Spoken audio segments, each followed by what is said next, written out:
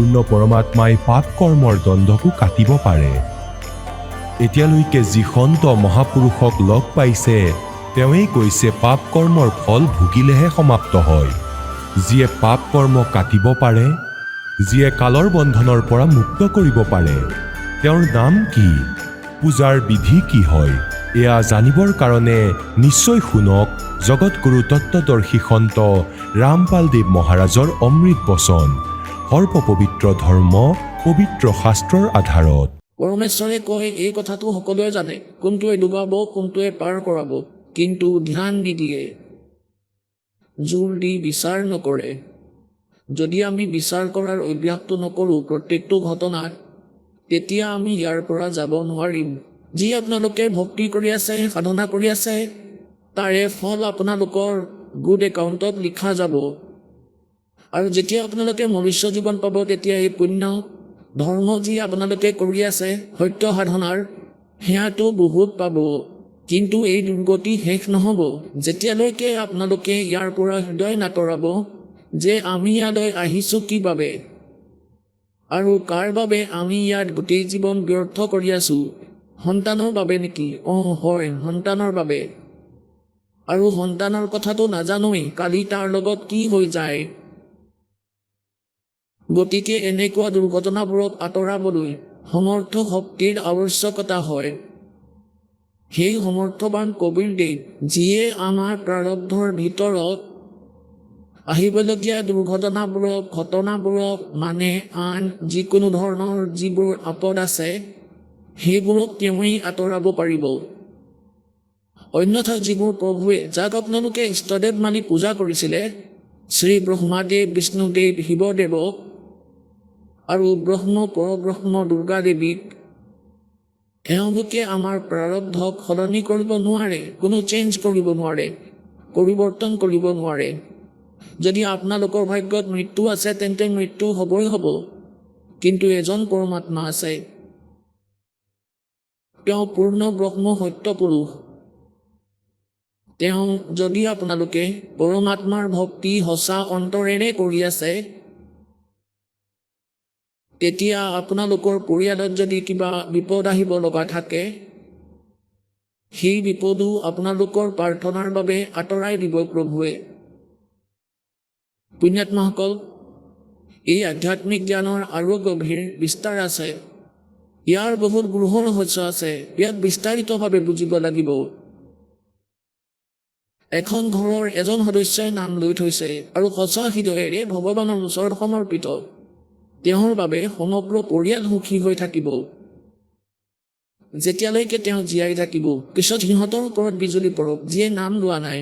আৰু এতিয়া কি হ'ল, এটা পৰিয়ালৰ সদস্যসকলে সঁচা মনেৰে নাম লৈছে আৰু সঠিক শ্ৰদ্ধা কৰি আছে, সম্পূৰ্ণ বিশ্বাসৰ সৈতে আধীন হৈ মৰ্যাদাত থাকি কৰি আছে এই পৰমেশ্বৰৰ সৎ সাধনা, তেতিয়া পৰিয়ালৰ আন সদস্যইও ক্ৰেডিট পায়। তেওঁ দিয়ে কাৰণ তেওঁৰ আস্থা সন্তানৰ ওপৰত আছে আৰু তেওঁ এইটোৱেই প্ৰাৰ্থনা কৰি থাকে যে পৰমাত্মা মোৰ সন্তানক সুৰক্ষা দিবা, মোৰ সন্তানক ৰক্ষা কৰিবা, এওঁলোকৰ যাতে কোনো বিপদ নাহে, সন্তান দিবা এওঁলোকক। এতিয়া কি হ'ব যে তেওঁলোকেতো ক্ৰেডিটটো পাই যাব আপোনাৰ প্ৰাৰ্থনাৰ বাবে, কিন্তু আপোনাৰ ভক্তি মাইনাছ হৈ হৈ গৈ থাকিব আৰু আপুনি মুক্তিৰ পৰা বঞ্চিত হৈ থাকি যাব। আপোনালোকে তেওঁলোককো মাৰ্গত লগাব লাগিব। তেওঁলোককো মাৰ্গত লগোৱা, ধৰক যেনেকৈ কাৰোবাৰ এখন ট্ৰাকৰ অথবা কাৰোবাৰ গাড়ীৰ পাংচাৰ হৈ গ'ল, হাৱা ওলাই গ'ল, এতিয়া আন এখন ট্ৰাকৰ টায়াৰৰ পৰা তাত ভৰাই দিম, তেতিয়া ট্ৰাকখনো থিয় থাকিব। সেই ট্ৰাকখনৰ ভিতৰৰ পৰা যি সেই টায়াৰৰ পৰা টিউবৰ পৰা সেই সৰু ভেহিকেলৰ চকাত ভৰাই দিব, হুইলত। আপুনি ইমানখিনি সুৰক্ষা নিজৰ পৰিয়ালক দি আছে, তাৰপিছত আপুনি খালী হৈ যাব। আপোনালোকে এইটো কৰিব লাগিব যে সিহঁতকো এই ৰাস্তাতে লগাই দিয়ক আৰু সিহঁতকো পাম্প দি দিয়ক, সিহঁতৰ ৰাস্তা দেখুৱাই দিয়ক যে এনেকৈ ইয়াত হাৱা ভৰোৱা, মানে পৰমাত্মাৰ নামৰ হেণ্ড পাম্প লৈ তাৰ পৰা নিজৰ টায়াৰত হাৱা ভৰোৱা, ইজনে আনজনক নিদিবা। কোৱাৰ অৰ্থ এই যে আমি আধ্যাত্মিক মাৰ্গক শুনিব লাগিব। কাৰণ এনেকুৱা বহু প্ৰমাণ আছে। ধৰক এটা বালি খুচৰা আছিল। বালি খুচৰা এটা পক্ষী আছিল।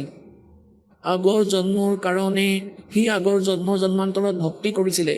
তাৰ সঞ্চিত কৰ্ম ডিপজিট আছিল। তাৰ ওপৰত বিপদ এটা আহিল। সি বালি খুচৰাই পক্ষী ৰূপত জন্ম লৈছিলে। সি বাচ্চা মানে কণী উৎপন্ন কৰিলে কুৰুক্ষেত্ৰৰ ৰণস্থলীত, আৰু তাত 18 কোটি সৈন্য একত্ৰিত হ'ল যুদ্ধৰ বাবে। তেতিয়া তাই পৰমাত্মাক প্ৰাৰ্থনা কৰিলে যে মোৰ কণীকেইটা সন্তানকেইটাৰ ৰক্ষা কৰিবা প্ৰভু। অন্তৰেৰে কান্দিছিলে তাই। তেতিয়া পৰমেশ্বৰে এনেকুৱা লীলা কৰিলে যে ইন্দ্ৰদেৱতাৰ হাতীৰ এটা ঘণ্টা যি গলত বান্ধি থোৱা থাকে 88,000 মোন ওজনৰ, তাৰ পৰা সুলকি আহি সেই কণীকেইটাৰ ওপৰত পৰিল। 18 কোটি সৈন্যই কটাকটি কৰি মৰিল। অগ্নিবাণো মাৰিলে, কিন্তু কণীকেইটা সুৰক্ষিত হৈ থাকিল। গতিকে পুণ্যাত্মাসকল এই প্ৰকাৰে, সেই পুণ্যাত্মা যি আছিল আগৰ জন্মান্তৰৰ পুণ্যাত্মা আছিল, আৰু মাজতে আমি বহুত কিবা কিবি ভুল কৰি দিওঁ, যাৰ বাবে বেয়া পৰিণামো ভুগিবলগীয়া হয়। সেয়া বালি খুচৰাৰ যোনিত কষ্ট ভুগি আছিল। পৰমেশ্বৰ কবীৰদেৱৰ শৰণত কৰা সাধনা বহু জন্মলৈকে কামত আহে। গতিকে তাই এনেকৈয়ে তাইৰ সঞ্চিত কৰ্ম বৰবাদ কৰি দিলে। সেই কণীকেইটাৰ ৰক্ষাৰ বাবে পিছত পোৱালি জগিল, সেয়াও মৰিল। 5-6 বছৰৰ পিছত সেই ততেহেৰি চৰাইটোও মৰি গ'ল। গতিকে এই প্ৰকাৰে আমি এই কালৰ জালক বুজিব লাগিব। আপোনালোক ইয়ালৈ কিয় আহিছে? যদি নিজৰ সন্তানৰ বাবে, এওঁলোকৰ বাবে যদি নিজৰ জীৱন ব্যৰ্থ কৰি আছে, তেন্তে আপোনালোকে ভক্তি বুজা নাই। দাসৰ কোৱাৰ ভাৱ এইটো নহয়। পৰমাত্মাৰো এই উদ্দেশ্য আছিল। কোৱাৰ ভাৱ এইটো নহয় যে ল'ৰা ছোৱালীৰ ওপৰত আস্থা থাকিব নালাগে বা এওঁলোকৰ কেয়াৰ নকৰক। নহয়, এয়া আমাৰ এটা কৰ্তব্য পৰমাত্মাৰ সন্তান বুলি মানিবলৈ। এওঁলোক আমাৰ সন্তান নহয়, এওঁলোক পৰমেশ্বৰৰ আত্মা, সেই ধনীৰে সন্তান। আমাক কেৱল সেৱা কৰিব দিছে। আমি চাকৰ হয় সেই পৰম পিতাৰ। এজ এ চাৰ্ভেণ্টহে আমি কাম কৰিব লাগে, অধিকাৰ দেখুৱাব নালাগে। আমি অধিকাৰ বেছিকৈ দেখুৱাওঁ আৰু কৰ্তব্য কমকৈ কৰোঁ। কৰ্তব্যৰ পালন কমকৈ কৰোঁ, আৰু আমি এওঁলোকক নিজৰ বুলি ভাবি দুখী হৈ থাকোঁ। যিহেতু আমি তেওঁলোকৰ সেৱা কৰিব লাগে, আমি তেওঁলোকৰ দুখত দুখী হোৱাটো স্বাভাৱিক। আমাৰ স্বভাৱ হৈ গৈছে। যেনেকৈ চাকৰ থাকে, আৰু সেই মালিকৰ সন্তান যদি কিবা কাৰণত দুখত থাকে, যিকোনো কাৰণত, তেন্তে তাৰো লগতে দুখ হয় চাকৰৰ। গতিকে এনেকৈয়ে আমি নিজৰ সন্তানক নিজৰ বুলি নাভাবি, পৰমাত্মাৰ বুলি ভাবি, তেওঁক ভয় কৰি, তেওঁৰ যি কৰ্তব্য কৰ্ম আছে সেয়া পূৰ্ণ কৰক। আৰু পৰমাত্মাৰ ভক্তিত না কৰিব নালাগে, তাতে খুঁত থাকিব নালাগে। গতিকে এই প্ৰকাৰে আমি আমাৰ দৈনিক কাৰ্যসমূহ কৰি, মনুষ্য জীৱনৰ কৰ্তব্য কৰ্মবোৰ কৰিও আমি মুক্তি প্ৰাপ্ত কৰিম। গতিকে কোৱাৰ অৰ্থ এইটোৱেই যে সন্তানকো পৰমাত্মাৰ শৰণত লগাব লাগে। আৰু যদি নামানে, তেন্তে সিহঁতে নিজৰ জীৱনক লৈ খেলা কৰাটো বুদ্ধিমত্তা নহয়। সিহঁতক সিহঁতৰ ভাগ্যত এৰি দিয়া। এনেকৈ আমি ইয়াৰ পৰা ওলাব পাৰিম। নহ'লে সন্তানে নামানে যদি, তেন্তে সিহঁত দুৰ্ভাগ্য, কৰ্মহীন। সিহঁতটো ডুবিবই আৰু আপোনালোকক লৈও ডুবিব। এই প্ৰকাৰে যদি ল'ৰা ছোৱালী মাৰ্গত আছে, পিতৃ মাতৃয়ে নামানে, ভক্তি মাৰ্গক স্বীকাৰ নকৰে, তেন্তে নিজৰ ভক্তিক সেই পিতৃ মাতৃৰ বাবে বৰবাদ কৰিব নালাগে। পিতৃ মাতৃৰ প্ৰতি আমাৰ যি দায়বদ্ধতা আছে, সেয়া আমি নিশ্চয় কৰিব লাগে। তেওঁলোকৰ বাবে প্ৰাৰ্থনা কৰিব লাগে। বেয়া কাম এৰুৱাব লাগে। যদি কোনোবাই হুক্কা খায়, বিড়ি খায়, কোনোবাই মদ খায়, তেন্তে আমি পৰমাত্মাৰ সন্তান হোৱাৰ পিছত আমাৰ জ্ঞান হ'ল আপোনালোকে কেৱল পিতৃ মাতৃৰ প্ৰতি অন্তৰেৰে প্ৰাৰ্থনা কৰিব লাগে, বিনম্ৰভাৱেৰে, যে আপোনালোকেও ভজন কৰক, আপোনালোকে নাম লওক, তেওঁলোকক জ্ঞান শুনাওক। পুণ্যাত্মাসকলে মান্তি হয়। যদি কোনোবা অকৰ্মণ্য পিতৃ মাতৃয়ে নামানে, তেন্তে তেওঁলোকৰ লগত লাগি নিজৰ ভক্তি নাশ কৰিব নালাগে। কথাটো এইটো নহয় যে তেওঁলোকক সন্মান নকৰিবা, তেওঁলোকৰ সেৱা নকৰিবা, বহুত কৰা।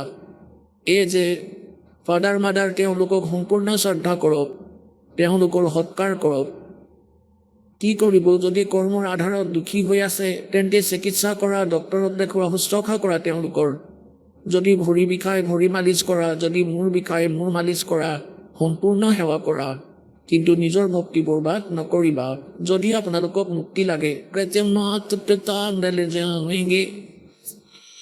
मात पिता मिल जाएंगे 184 माह, ये सतगुरु सेवा और बंदगी बाई फेर में लड़की ना। আজি আমাৰ পিতৃ মাতৃ আছে, ঠিক আছে, আমি ভক্তি কৰিম, আশীৰ্বাদ ল'ম, ভগৱানৰ ওচৰত প্ৰাৰ্থনা কৰিম যে পৰমাত্মা তেওঁলোকক সুস্থ কৰি দিয়া।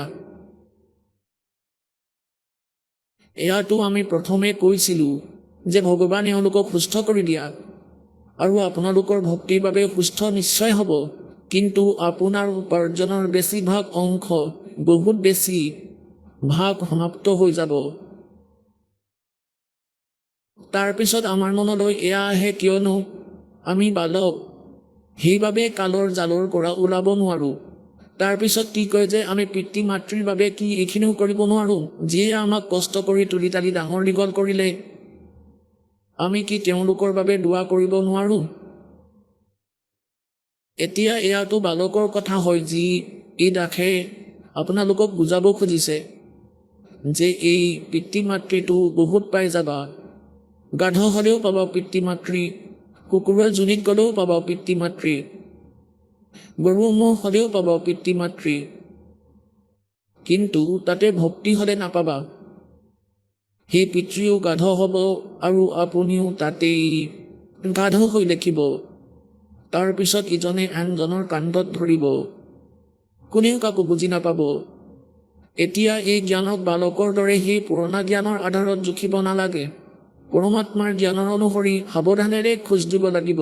যদি ইয়াৰ পৰা যাব খুজিছা, যদি ইয়াত থাকিব বিচাৰা, তেন্তে যি ইচ্ছা কৰিব পাৰা। আপোনালোকে অন্য সাধনা যি কৰি আছিলে, সেয়া এক অনাৰো নাছিলে। ইয়াত আপোনালোকে ভক্তিৰ দম বনাই আছে, স্মৰণৰ, আপোনাৰ উপাৰ্জনৰ, আপোনাৰ দানৰ, কাৰণ এয়া শাস্ত্ৰ অনুকূল সাধনা। যদি এই মৰ্যাদাৰ পালন নকৰা, তেন্তে তুমি ইমানবোৰ উপাৰ্জন কৰিও ইয়াত থাকি যাবা, পাৰ হ'ব নোৱাৰা। সৰল আত্মাবোৰে কয়, আমি কি পিতৃ মাতৃৰ শ্ৰাদ্ধও কৰিব নোৱাৰোঁ নেকি? তেওঁলোকে আমাৰ বাবে ইমান কিবা কিবি কৰি থৈ গৈছে, তেওঁলোকৰ বাবে ইমানখিনিয়ে কৰিব পাৰা। নিজৰ দোৱা সমাপ্ত নকৰি, ধৰক আপোনাৰ পিতৃ মাতৃ বেমাৰত আছে, অসুস্থ, তেওঁলোকৰ বাবে প্ৰাৰ্থনা নকৰি, তেওঁলোকৰ বাবে এনেকুৱা এটা ধাৰ্মিক অনুষ্ঠান তেওঁলোকৰ নিমিত্তে কৰাব পাৰে, অথবা অখণ্ড পাঠ কৰাব পাৰে। ইয়াৰ পৰাও তেওঁলোকে বহুত সকাহ পাব পাৰে। কিন্তু নিজৰ আশীৰ্বাদ কেতিয়াও আনক দিব নালাগে, অভিশাপো দিব নালাগে। সেয়াও আমাৰ ওপৰতে বুজা হয়, আমাৰ কৰ্ম নষ্ট কৰে। আৰু শুভকামনাও দিব নালাগে, তাৰ বাবেও আমাৰ উপাৰ্জন নষ্ট হয়। তেওঁলোকক জ্ঞান দিব পাৰে। আপোনাৰ ধৰক ভাইটিৰ বাবে বা ভণ্টিৰ বাবে, মাৰ বাবে, অথবা পত্নীৰ বাবে, সন্তানৰ বাবে, যিয়ে মাৰ্গত লগা নাই, তেওঁলোকৰ বাবে পাঠ কৰাব পাৰে। ইয়াৰ দ্বাৰা তেওঁলোকে শুভ সংস্কাৰ পাব, পুণ্য পাব। ইয়াৰ বাবে হ'ব পাৰে লাহে লাহে তেওঁলোকৰ মাইণ্ডো সলনি হৈ যাব আৰু তেওঁলোকেও মাৰ্গত লাগি যাব। নহ'লে তেওঁলোকে ইয়াৰ সঁহাৰি নিশ্চয় পাব। গতিকে ইয়াৰ এয়া বিকল্প। গতিকে পুণ্যাত্মাসকল, পৰমাত্মাই কয়, एक लेवा एक देवा दूतम और कोई किसी का पिता नहीं पूतम। ये ऋण संबंध जुड़ा एक ठाठा, अंत समय सब बारा बाटा। যেনেকৈ এজন ল'ৰাজন বহুত কৰ্মী, কিন্তু দেউতাকে মদ খায় আৰু তাচ খেলে গোটেই দিন, ক'লে কাজিয়া লাগি যায়।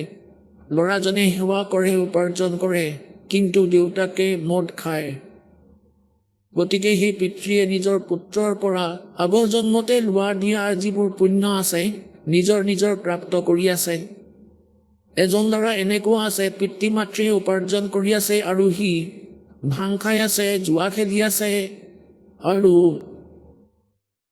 পইচাবোৰ বৰবাদ কৰি আছে। পিতৃ মাতৃ কান্দি থাকে বহি যে সি নামানে। তাৰ মানে আগৰ জন্মতে পিতৃ মাতৃয়ে কিবা লৈ থৈছিলে, এতিয়া সি পূৰণ কৰিহে এৰিব।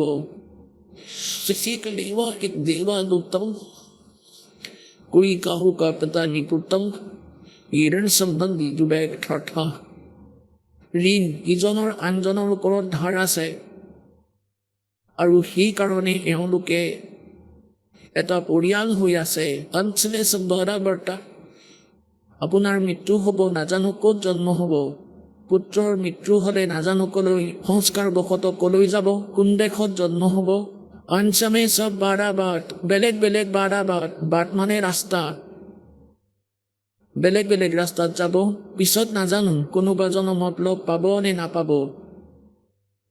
এই সকলোবোৰ কথাৰ ওপৰত বিচাৰ কৰি পুণ্যাত্মসকল নিজৰ মুক্তি কৰাবলৈ এই উদ্দেশ্যক লক্ষ্য প্ৰাপ্ত কৰিব লাগে। আজি যি সমাগম চলি আছে 3 দিনৰ, ইয়াৰ এনেইতো আমি মাহত দুবাৰকৈ কৰোঁ, 3 দিনৰ। ইয়াৰ এটা বিশেষ লক্ষ্য আছে যে এই দাসক ফাগুনৰ অমাৱস্যাৰ দিনা উপদেশ প্ৰাপ্ত হৈছিলে, গুৰুদেৱৰ পৰা নাম পাইছিলে। পৰমাত্মাই কয়, जा दिन सतगुरु भेटियो वो दिन लेखे जान, बाकी समय गंवा दिया बिना गुरु के नाम। পৰমাত্মাই কয় যে যিদিনাখনেই আপুনি পূৰ্ণ সন্তৰ পৰা উপদেশ প্ৰাপ্ত কৰিব, সেই দিনটো আপোনালোকৰ বাবে জন্মদিন, আপোনালোকৰ হেপী বাৰ্থডে। বাকী যি আমি আগতে লোকবেদৰ আধাৰত বাৰ্থডে পালন কৰিছিলোঁ, সেয়া আমি এতিয়া কৰিব নালাগে। সেয়া আমি হেপী বাৰ্থডে বুলি মানিছোঁ। সেয়াটো আমাৰ ওপৰত বহুত ডাঙৰ দুখ আছিল। আমাৰ ওপৰত বিপদ আহিব, নাজানো কিমান কষ্ট আহিব আমাৰ জীৱনলৈ। কোনো কেঁচুৱা জন্ম হ'লে মৰিব নে বাচিব নাজানো। কোনো বেমাৰ, 100 সমস্যাই দিনে ৰাতি চিন্তা দিয়ে। সেয়া কি জন্ম আছিলে, সেয়া ক'তনো হেপী বাৰ্থডে আছিলে। সেয়াতো ধ্বংসৰ দিন আছিলে আৰু সিদিনাই আমি হেপী বাৰ্থডে পালন কৰোঁ। এতিয়া আপুনি যিদিনাখনেই উপদেশ পাইছিলে সেইটো নোট কৰি লওক, সেইদিনাই আপোনাৰ হেপী বাৰ্থডে। আৰু শবাৰ মনত ৰাখক যে ভগৱান কেনেকৈ প্ৰাপ্ত কৰিলোঁ সেই দিন, যিদিনাখনে আপোনাৰ শৰণ পালোঁ মালিক। গতিকে আজি সেই যি দিন হয় অমাৱস্যাৰ, ফাগুনৰ অমাৱস্যাৰ দিন, এয়া সেই হেপী ডে হয়, যিদিনাখনে এই দাসৰ উদ্ধাৰ হৈছিল। গুৰুদেৱে উপদেশ দান কৰিছিলে। আজি মনত পৰে সেই দিনৰ মহত্বটো, আজি মনলৈ আহে সেই দিনটোৰ মহিমা। যদি সেই দিনটো নাপালোঁ হয়, যে যিমানবোৰ সময় চন 1988 17 ফেব্ৰুৱাৰী ফাগুনৰ অমাৱস্যা, চন 1988 এই দাসে উপদেশ পাইছিলে। আজি 23 বছৰীয়া হ'ল এই দাস। এনেইতো শৰীৰৰ আয়ুস প্ৰায় 60 বছৰৰ হৈ গৈছে, কিন্তু প্ৰকৃত আয়ুস এই দাসৰ 23 বছৰ। ইয়াৰ আগতে যি জীৱন আছিল সেয়া মনুষ্যৰ নহয়, পশুৰ তুল্য আছিল। পশুৱে যি কৰ্ম কৰিছিলে এই দাসেও সেই কৰ্মই কৰিছিলে। যিদিনাখনৰ পৰা গুৰু পালোঁ, উপদেশ পালোঁ, সেইদিনাখনেই মোৰ জন্ম হ'ল। এগৰাকী উপদেশী পৰিয়ালৰ ছোৱালীক আন উপদেশী পৰিয়াল এখনত বিয়া দিলে। তেওঁলোকৰ সংযোগ হ'ল। তেওঁলোকৰ গুৰুদেৱ সিফালে গৈ আছিলে। ঘৰৰ মানুহে ক'লে যে গুৰুদেৱ আপোনাৰ ছোৱালী তালৈ গৈছে, গ'লে সেইফালেদি যাব। তেওঁলোকে নামানে, তেওঁলোকক অলপ শিক্ষা দিব। তেতিয়া গুৰুদেৱ তেওঁলোকৰ ঘৰলৈ গ'ল। সেইদিনাখনেই না তাইৰ স্বামী আছিল, না শহুৰ। বাহিৰত খেতিলৈ গৈছিল, কিবা কামৰ বাবে বাহিৰলৈ গৈছিলে। সি গুৰুদেৱে সুধিলে, পুত্ৰী? আচ্ছদাৰে কৈছিলে, আৰু তাত কি হৈছিল? বহুবাৰ বুজনি দিয়াৰ পাছত 5-6 মাহৰ আগতে কোনো সন্তৰ পৰা উপদেশ লৈছিল। তেতিয়া গুৰুদেৱে তালৈ গৈ পাই সুধিলে যে, পুত্ৰী, শাহুমা আছেনে তোমাৰ? শাহুমা তাতে আছিলে। সুধিলে যে কিমান বছৰ হ'ল? ক'লে যে 6 মাহ হ'ল। 6 মাহ হ'ল মোৰ শাহুমাৰ। হয় নেকি? আৰু সুধিলে যে শহুৰ দেউতা? ক'লে জন্ম হোৱা নাই। আৰু স্বামীয়ে? ক'লে স্বামীও হোৱা নাই। ঠিক আছে, ক'লে পুত্ৰী মই আকৌ আহিম। এতিয়া সময় নাই, মই 1-2 দিনমান থাকিম, তাৰ পিছত প্ৰাৰ্থনা কৰিম আৰু বুজাম। গুচি গ'ল। এতিয়া বুঢ়ীজনীৰতো খং উঠি গৈছিলে। এতিয়া কাজিয়া কৰিব ধৰিলে সেই ছোৱালীজনীৰ লগত যে তোমাৰ লাজ নালাগিল এইবোৰ কথা ক'বলৈ? কিয় ক'ব লাগে এইবোৰ কথা? মই 60 বছৰীয়া বুঢ়ীজনীক তুমি 6 মহীয়া বুলি কৈছা? তুমি শহুৰ স্বামী জন্ম হোৱা নাই বুলি কৈছা? সিহঁত যেন নায়েই। এতিয়া কাজিয়া আৰম্ভ হ'ল। এতিয়া এনেদৰেই হয় জগত আৰু ভগতৰ মাজত কাজিয়া। তেওঁলোকৰ সকলো নিয়মেই বেলেগ থাকে। এতিয়া বুঢ়া আহিল গধূলি।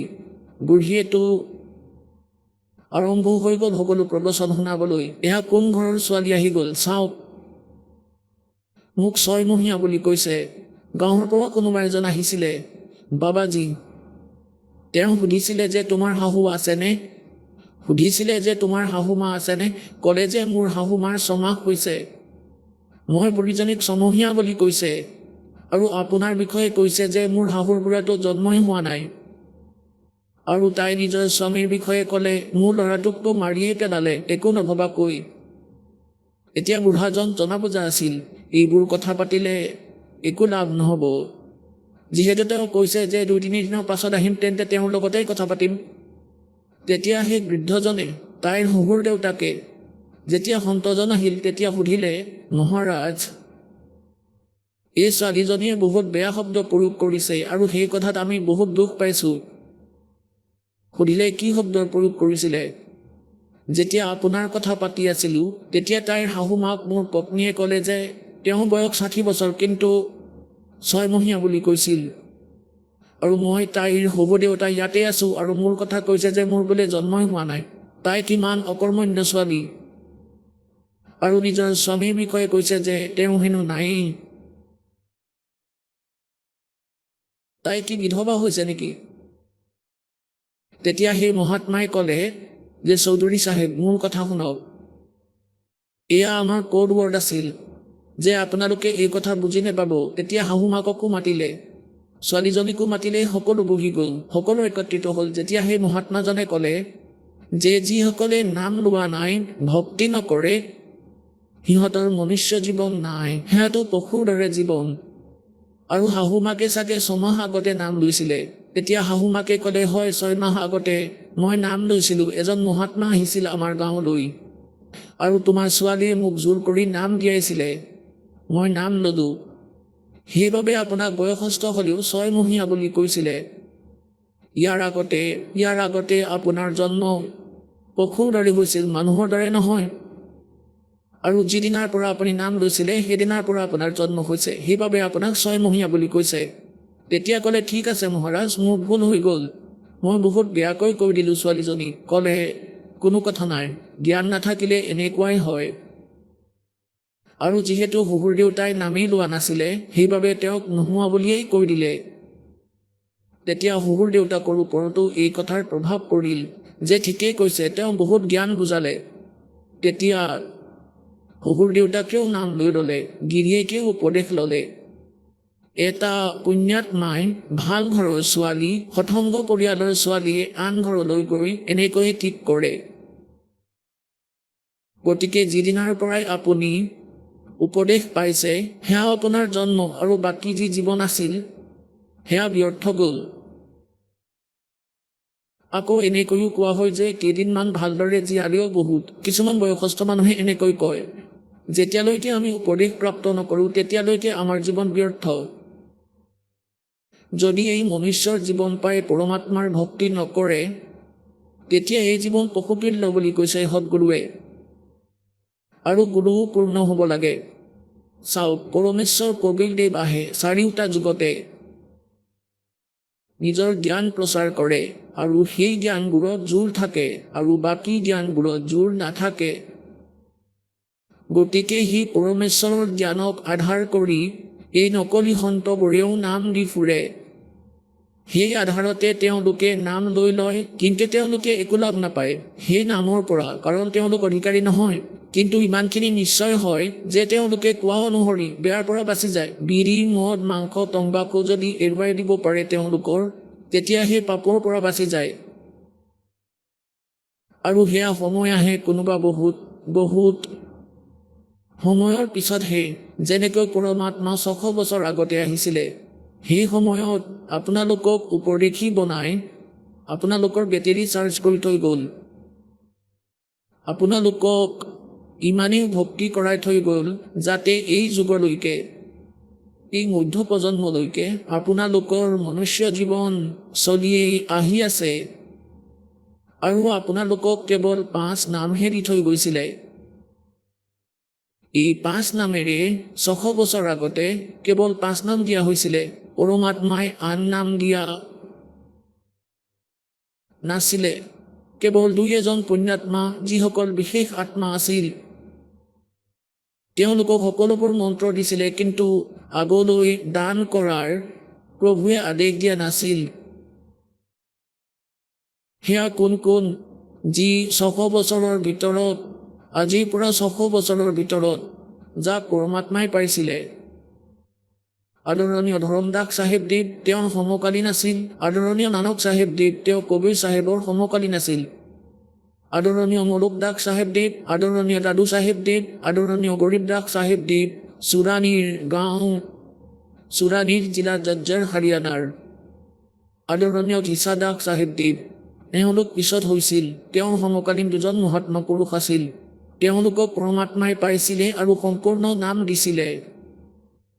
কিন্তু তেওঁলোকক আগলৈ নাম দিয়াৰ আদেশ নিদিলে। কিয় নিদিলে? কিয়নো এই নাম চাৰিওফালে বিয়পি যাব। নকলি সন্ত কালৰ দূতসকলে এই নামসমূহেই দি ফুৰিব, আৰু যেতিয়া আমাৰ মধ্য প্ৰজন্মৰ সময় আহিব তেওঁলোকক পাৰ কৰাৰ, বৰ্তমান চলি থকা, তেতিয়া আমি এই জ্ঞানৰ নাম ভিন্নতা ক'ব পাৰিম। আৰু নামৰ কিবা ভিন্নতা থাকিব। সেই নাম আমিও দিম, সেই নাম নকলিসকলেও দি থাকিব। তেতিয়া সেই নামক এৰি সেই পুণ্যাত্মাসকলে আমাক চিনি নাপাব, ইয়ালৈ নাহিব। যেনেকৈ আদৰণীয় নানক চাহেবদেৱক এই সৎনাম দিছিলে 2 আখৰৰ। এই 2 আখৰৰ নামৰ বিধিও বেলেগ হয়। 5 নামো দিছিলে, 5 নাম। এই 5 নামৰ বিষয়ে গুৰু গ্ৰন্থ চাহেবত বিবেচনা আছে, উল্লেখ আছে। আৰু সৎ নামৰ বিষয়েও ঠায়ে ঠায়ে উল্লেখ আছে। কিন্তু সৎ নাম এটা কোড ৱৰ্ড। সৎ নামৰ অৰ্থ হ'ল সঁচা নাম। সচ্চা চাহেব সচখণ্ড। সচখণ্ড কোৱা বা সৎখণ্ড কোৱা বা সতলোক বুলি কোৱা, সেয়াটো হ'ল এক স্থানৰ নাম। সৎ নাম কোৱা বা সঁচা নাম বুলি কোৱা, ৰিয়েল মন্ত্ৰ বুলি কোৱা, এয়াটো হৈছে জপ কৰাৰ আখৰ বা মন্ত্ৰ।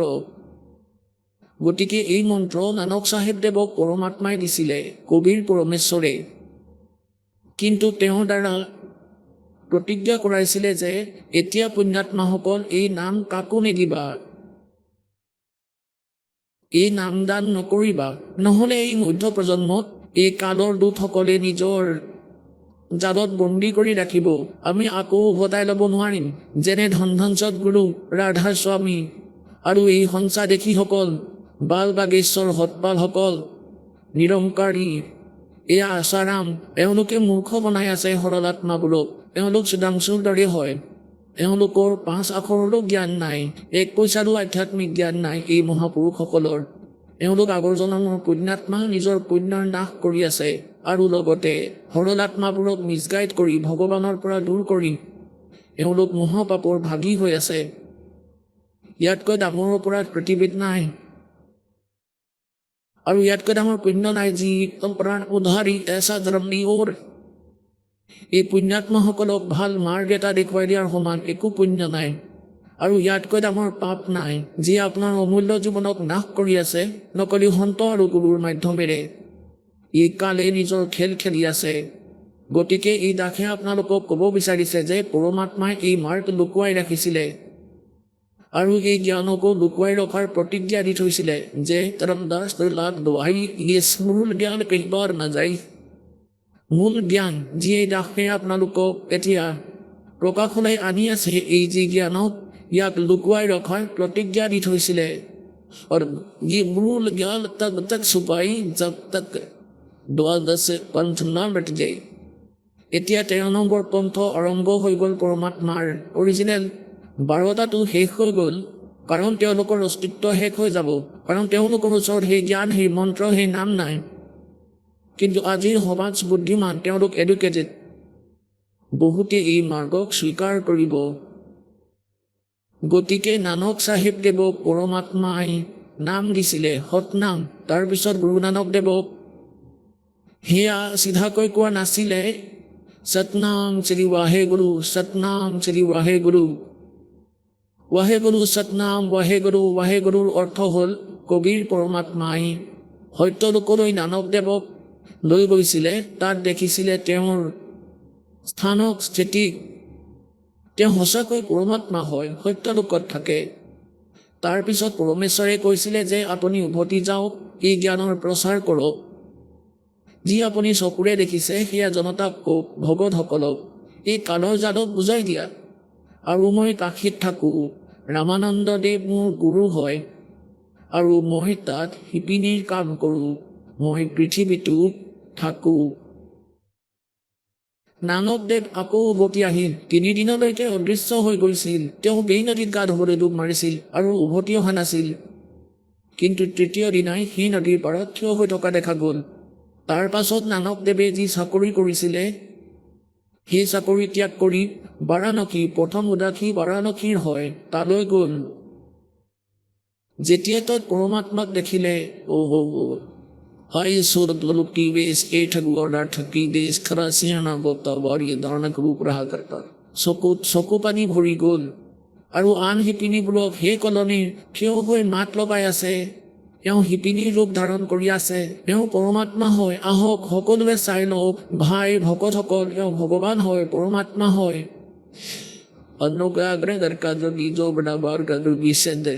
এতিয়া শিপিনীসকল, কাশীৰ শিপিনীসকলেতো তেওঁক মূৰ্খ বুলি ভাবিছিল। এজন দুখীয়া মানুহ, শিপিনী, সাধাৰণ কাপোৰ পিন্ধি ৰুটি খাই জীৱন নিৰ্বাহ কৰি থকাজনক ভগৱান বুলি ক'ব কোনোবাই, 7 জনমতো নক'ব। কিন্তু নানক চাহিব দেৱে কেনেকৈ পাহৰিব পাৰিব? তাৰপিছত নানক চাহিব দেৱক ক'লে যে তালৈ আহিবা, তোমাক সতনাম দিম। তাৰ আগতে ৱাহেগুৰু সতনাম, ৱাহেগুৰু সতনাম, সতনাম পালে ৱাহেগুৰু, ৱাহেগুৰু। যেতিয়া পৰমাত্মাক পালে, দেখিলে, তেতিয়া ৱাহেগুৰু ক'লে। তেওঁ সেই পৰমাত্মাই যি গুণৰূপ ধৰি পৃথিৱীত বিৰাজমান হৈ আছে। আদৰণীয় গৰীবদাস চাহিব দেৱকো পৰমাত্মাই এনেকৈ সত্যলোকলৈ লৈ গৈছিলে আৰু আকৌ এৰি দিছিলে। তেওঁৰ অন্তঃকৰণত এই তত্ত্বজ্ঞান ভৰাই দিছিলে, তেওঁৰ জ্ঞান যোগ আৰু দিব্য দৃষ্টি খুলি দিছিলে।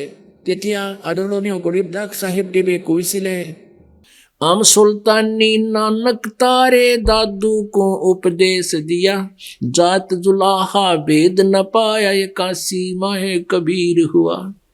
আমি মানে মোক পাৰ কৰিলে, আব্ৰাহিম চুলতানী অধমক পাৰ কৰিলে, দাদু চাহেবক পাৰ কৰিলে, নানক দেৱক পাৰ কৰিলে। हम सुल्तानी नानक तारे और दादू को उपदेश दिया। वो जाति जुलाहा সেই শিপিনী জাতিত উৎপন্ন হোৱা প্ৰকট পৰমাত্মা और भेद नहीं पाया। वो काशी माहे कबीर हुआ। এতিয়া সেই পৰমেশ্বৰ কবীৰদেৱে কৈছে झांकी वे कबीर की नानक की वाह और वह सिखा के गलपड़ीब कौन छुटावे था। এতিয়া নানকদেৱে পৰমাত্মাক দেখিছিলে সৎলোকত ঝাঁকি এপলক যেনেকৈ আপোনালোকে 26 জানুৱাৰীত দেখে এতিয়া ঝাঁকি আহি আছে হাৰিয়ানাৰ তাত হাৰিয়ানাৰ ভিতৰত যিবোৰ তেওঁলোকৰ প্ৰগ্ৰেছিভ ৱৰ্ক আছে কিবা ভাল স্থান তেওঁলোকৰ এটা ঝাঁকি বনাই ফটো লগাই সেয়া সজাই মেলি ট্ৰেক্টৰেৰে লৈ যোৱা হয়। গতিকে সেই ঝাঁকিত হাৰিয়ানাত যিবোৰ প্ৰগ্ৰেছ হৈ আছে বা কিবা ভাল স্থান আছে কিবা ধাৰ্মিক স্থল আছে বা কিবা ভাল ইণ্ডাষ্ট্ৰী লগোৱা হৈছে প্লাণ্ট লগোৱা হৈছে তাৰ ভিতৰত এটা মডেল বনোৱা থাকে তাক ঝাঁকি বুলি কোৱা হয় এপলক। গতিকে কয় सतलोक में परमात्मा को देखकर झांकी वेख कबीर की नानक की वाह वाहे गुरु ओए होए होए। তেওঁতো হৃদয়েৰে কৈছিলে ৱাহ ৱাহ ৱাহ এওঁ হয় ভগৱান। আৰু যেতিয়া কবীৰদেৱক গুৰু ৰূপত বাৰাণসীত পাইছিলে তেওঁ কৈছিলে ৱাহে গুৰু সতনাম ৱাহে গুৰু ক'লে ই গুৰুক পালো আৰু সতনাম পালে ভাল হ'ব। আৰু যেতিয়া সতনাম দিলে তেতিয়া মালিকে ক'লে এই দুটা আখৰৰ বিষয়ে কাকো নকবা আপুনি এইটো কাকো দানো নকৰিব আপুনি নিজৰ কল্যাণ কৰাওক। এতিয়া পুণ্যাত্মাসকল এতিয়া আপোনালোকক অলপ প্ৰমাণ দেখুৱাওঁ। এতিয়া এই প্ৰমাণ আপোনালোকৰ সন্মুখতে হ'ব যে নানক চাহেব দেৱক আদৰণীয় নানক চাহেব দেৱক পৰমেশ্বৰ কবীৰদেৱে সি সঁচা নাম সৎনাম 2 আখৰৰ দিছিলে কিন্তু তেওঁ কৈ দিছিলে যে এইটো আগলৈ কাকো দান নকৰিব। সমগ্ৰ শিখ ধৰ্মতে ক'তো এই সৎনামৰ উপদেশ নাই। গতিকে ইয়াৰ পৰা আপোনালোকৰ বিশ্বাস হ'ব। এতিয়া দাসীটো এই কথা আপোনালোকক আগতেই কৈছিলে। এতিয়া পৰমাত্মাৰ কৃপাত শিখ সমাজৰ যিবোৰ অনুগামী আছে তেওঁলোকো বুদ্ধিমান ব্যক্তি পৰমাত্মাক বিচাৰে। তাৰে মাজৰ এজন ভকতে জনম সাক্ষী বালাজীৰখন পঢ়িলে আৰু তেওঁ সমুদ্ৰৰ সাক্ষীত দেখিলে। তেওঁ এই দাসক দেখুৱালে যে আপুনি ঠিকেই কৈছিলে আজি মোৰ দৃঢ় বিশ্বাস হ'ল এই বালাজীৰ সাক্ষীখনক অথেণ্টিক বুলি মানে সমগ্ৰ শিখ সমাজে শিখ ধৰ্মত তাতে এই 2 আখৰৰ মন্ত্ৰ স্পষ্টকৈ লিখা আছে আৰু মানা কৰি দিছিলে নানকদেৱে যে তুমি এই জপ নকৰিবা। এয়া চাব जन्म साखी भाई बालाजी बाले वाली सब तो वड्डी भाई बाले वाली जन्म साखी।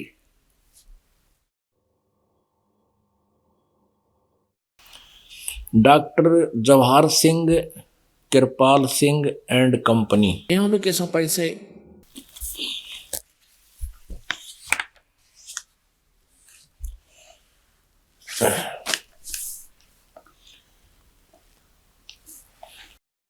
এই জনম সাক্ষীখন আজিলৈকে ছপাবোৰৰ মাজত আটাইতকৈ ডাঙৰ হয় আটাইতকৈ ডাঙৰ পুৰাতন অৰ্থাৎ পুৰণি হয়। ভাই বালিৱালী জনম সাক্ষী শ্ৰী গুৰু নানক চাহিব দেৱৰ জনম সাক্ষী গুৰু নানক চাহিব দেৱৰ এয়া হ'ল मुकम्मल साखियां नाहन ইয়াত লিখা আছে पंजे साहिब दी साखियां ते 10 पातशाह दे जीवन समेत मुकम्मल साखियां हन। प्रकाशक doctor Jawahar Singh Kripal Singh and company. এয়া পুস্তকাৱলী গৰি নম্বৰ 8 বাঘ ৰামানন্দ অমৃতসৰ ইয়াতে ছপাইছে।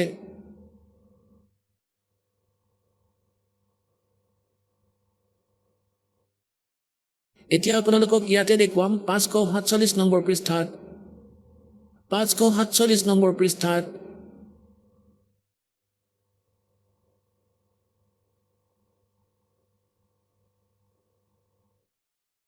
এয়া 547 নম্বৰ পৃষ্ঠাত সমুদ্ৰৰ সাক্ষী ইয়াৰ পৰা আৰম্ভ কৰোঁ। बालासंधु उवाच যেনেকৈ গীতাত আছে কৃষ্ণবাদ, তেনেকৈ বালাচন্দ্ৰবাদ ইয়াৰ পৰা আৰম্ভ হয়। ताते हे गुरु अंगद जी, जद गुरु नानक जी अजीते पासों विदा होए तां मर्दा ने कहा कि सच्चे पातशाह जी असा समुद्र तां देखिया पर लंका ना देखी जिथे रामचंद्र जी चढ़ाई कीती है। तां गुरु नानक जी कहा चलो भाई बाला ते मर्दाना तुहानू रंज नहीं करना, आखी मीटो, आखी बंद करो, आखी मीटो जा आखी मीट के खोलियां ता समुद्र दे कंडे यानी किनारे जा खड़े होए ते आखण लगे बाला जी ते मर्दाना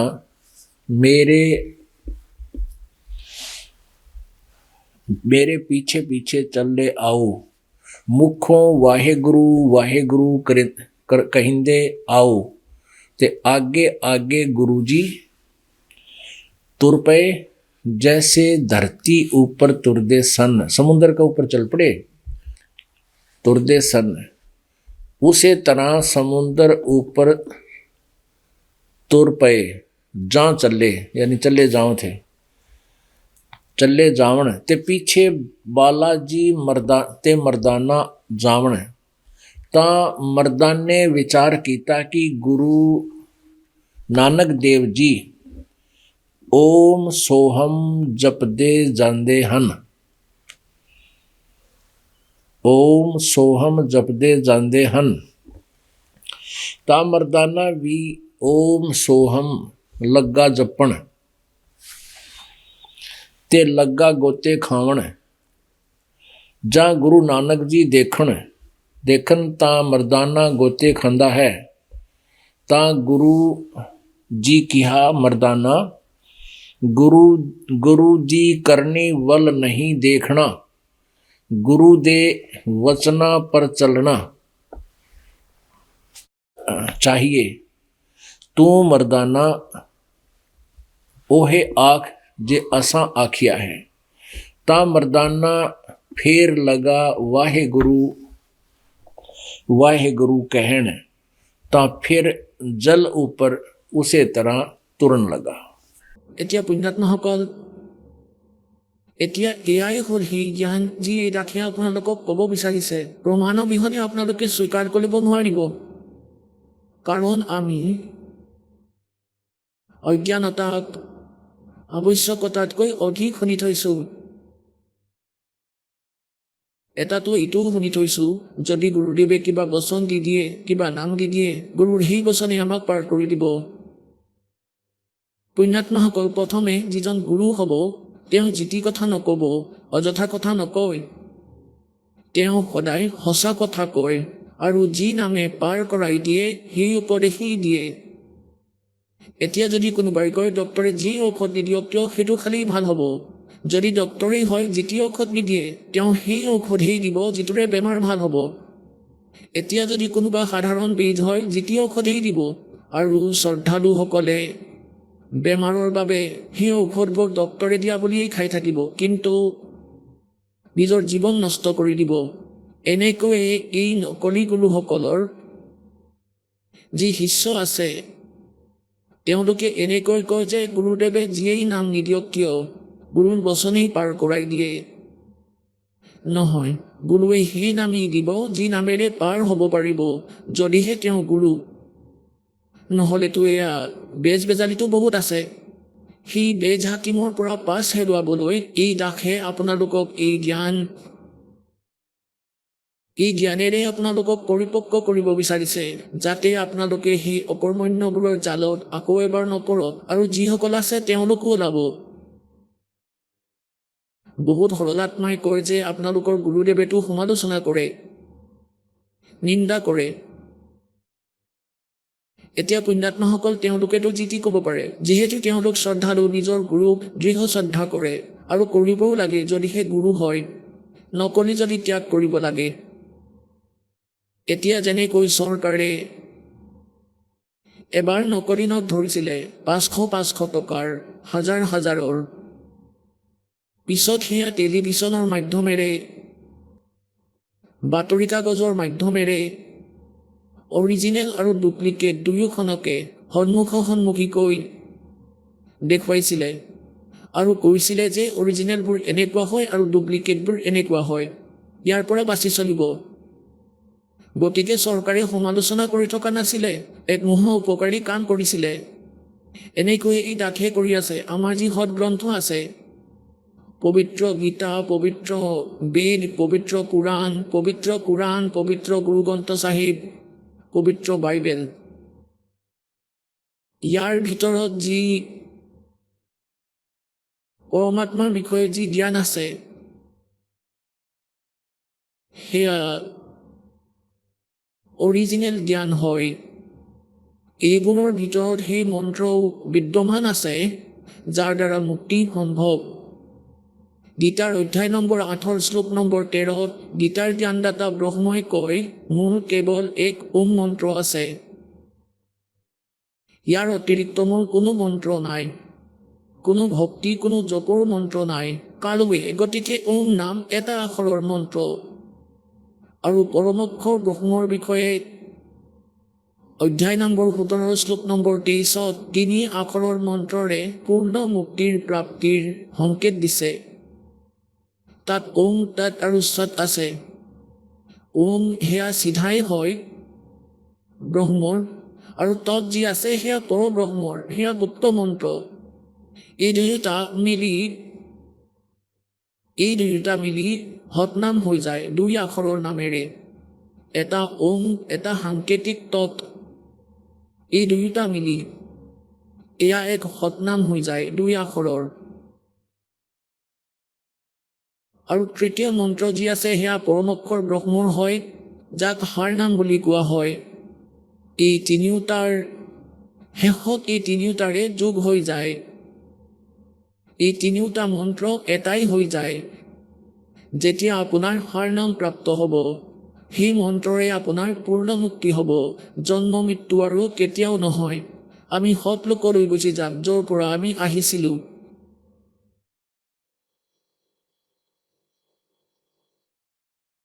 পুণ্যাত্মাসকল,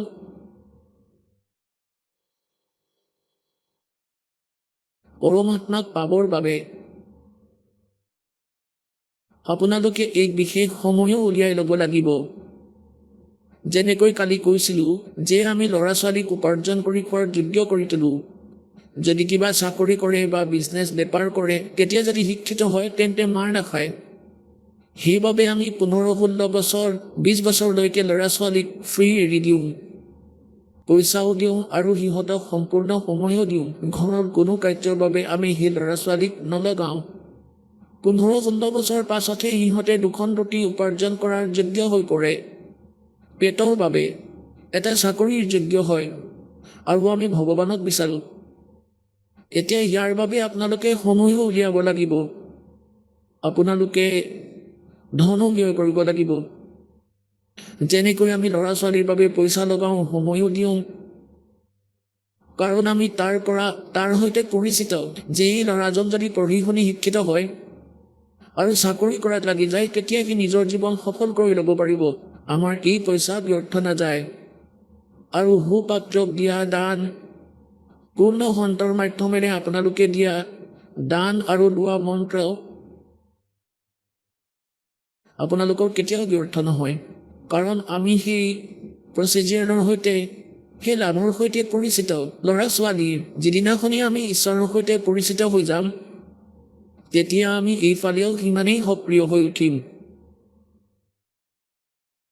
আপোনালোকক পৰমাত্মাৰ মহিমা আৰু তাৰ পৰা হ'বলগীয়া লাভৰ সৈতে পৰিচিত কৰাই এই দাসে এয়া বিচাৰে যে আপোনালোকে এই মাৰ্গটো সিমানেই প্ৰযত্নশীল হওক। আৰু তেতিয়াহে হ'ব যেতিয়া আপোনালোকে এই মহিমাবোৰৰ বিষয়ে গম পাব।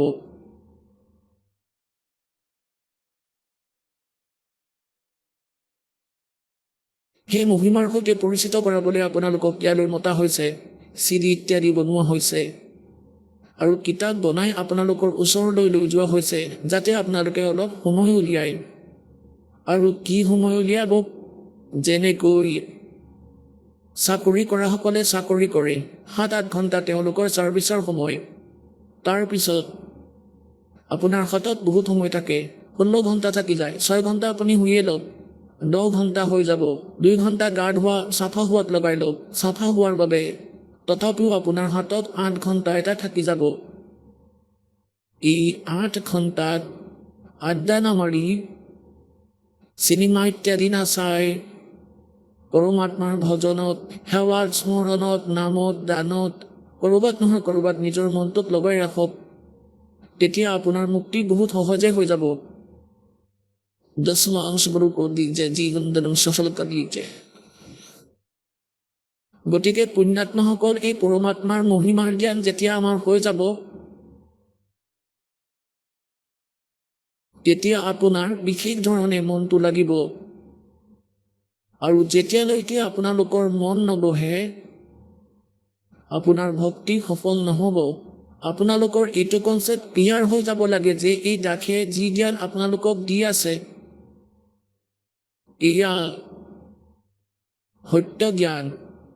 আৰু যি মন্ত্ৰ আপোনালোকক দি থকা হৈছে, এয়া সঁচা মন্ত্ৰ।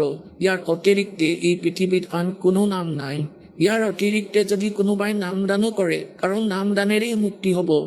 দান, ধৰ্ম, যজ্ঞ, হৱন, এয়াতো সহযোগী ক্ৰিয়াহে এই মুক্তিৰ বাবে। যেনেদৰে পথাৰত খেতিয়কে শস্য ছটিয়াই, গতিকে বীজটো এটা মূল বস্তু, লগতে সাৰ আৰু পানী দিয়াটোতো সহযোগী হয়, সেয়াও আৱশ্যক। যদি আপোনালোকে বীজ নিদি সাৰ আৰু পানী ছটিয়াই থাকে, তেতিয়া তাত ঘাঁহ বনহে গজি উঠিব, ঘাঁহ বন গজি উঠিব। আৰু সেই পথাৰত চাফা কৰি বীজ ৰুই তাৰ পিছতহে এই প্ৰচিডিউৰ কৰিব। তেতিয়া আপোনালোকৰ লাভ হ'ব। এনেইতো কিছুমানে হৱন কৰি থাকে, তেওঁলোকে কয় আমি হৱন কৰি দিছোঁ, ইয়াৰ পৰা আপোনাৰ মুক্তি হ'ব। নহয়, এয়াতো অলপজ্য হয়। তেওঁলোকৰ জ্ঞান সম্পূৰ্ণ নহয়। যেনে কোনোবা ৰোগী আছে, তেওঁৰ ট্ৰিটমেণ্ট কৰা নাই, ইনজেকশ্যন, ঔষধ দিয়া নাই, কেৱল যদি তেওঁক গ্লুক'জে দি থাকে। এনেইতো গ্লুক'জৰ লাভ বেলেগকৈ আছেই, কিন্তু ৰোগ কাটিবলৈ ঔষধ, টেবলেট, ইনজেকশ্যন বেলেগকৈ থাকে, সেয়া অতি আৱশ্যক। গতিকে এনেদৰে আমি যি সাধনা কৰোঁ, সেয়া আমি ঠিক কৰি আছিলোঁ আগতে। কোনোবাই হৱন কৰিছিলে, কোনোবাই স্ব-অধ্যায় কৰিছিলে, যাক জ্ঞান যজ্ঞ বুলি কোৱা হয়।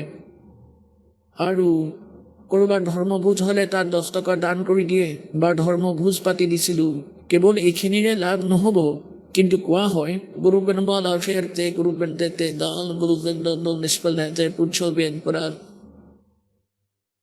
যদি পূৰ্ণ সন্ত হয়, আপোনাৰ শ্ৰদ্ধা সঁচা হয়, আৰু আকৌ এই ভক্তি কৰে, গতিকে আপোনাৰ সৎসংগৰ পৰা ইমান প্ৰেৰণা হৈ যাব, জ্ঞানৰ পৰা।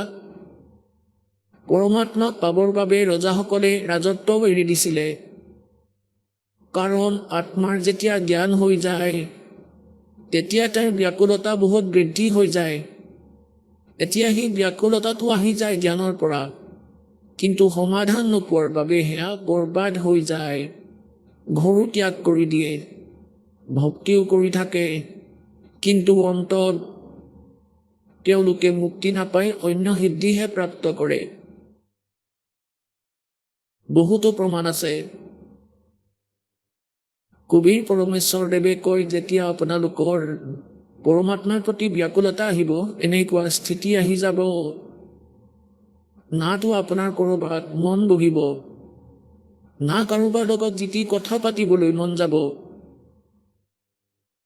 আপুনি এনেকৈ থাকিব, যেনেকৈ ধৰক, এনেকৈ কয় নহয় যে ই কথা নাপাতে, না সময়ত ভালদৰে খাদ্য খায়, না ধোৱা মেলা কৰা কাপোৰৰ ওপৰত বিশেষ ৰুচি থাকে।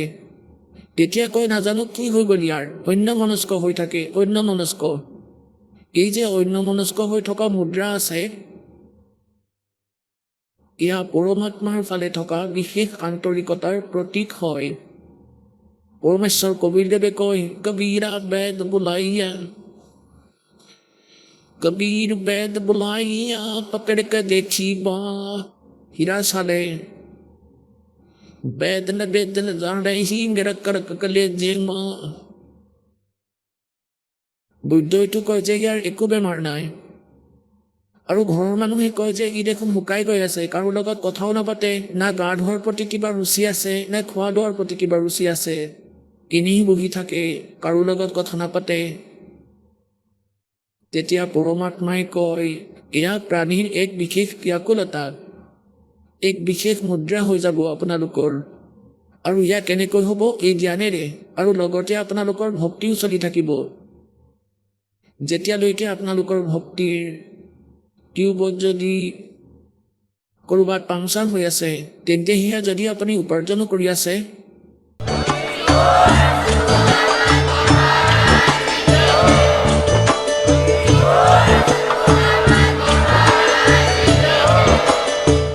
আপুনি শুনি আছিলে জগতগুৰু তত্ত্বদৰ্শী সন্ত ৰামপালদেৱ মহাৰাজৰ মংগল প্ৰবচন। অধিক জানিবৰ বাবে ভিজিট কৰক আমাৰ ৱেবছাইট www.jagatgururampalji.org। সন্ত ৰামপালদেৱ মহাৰাজৰ শুভ আশীৰ্বাদত সমগ্ৰ বিশ্বতে 500তকৈও অধিক নাম দীক্ষা কেন্দ্ৰ আছে, য'ত সন্ত ৰামপালদেৱ মহাৰাজৰ দ্বাৰা বিনামূলীয়া নাম দীক্ষা দি থকা হৈছে। আপোনাৰ নিকটৱৰ্তী নাম দীক্ষা কেন্দ্ৰৰ ঠিকনা জানিবলৈ সম্পৰ্ক কৰক 8222880541।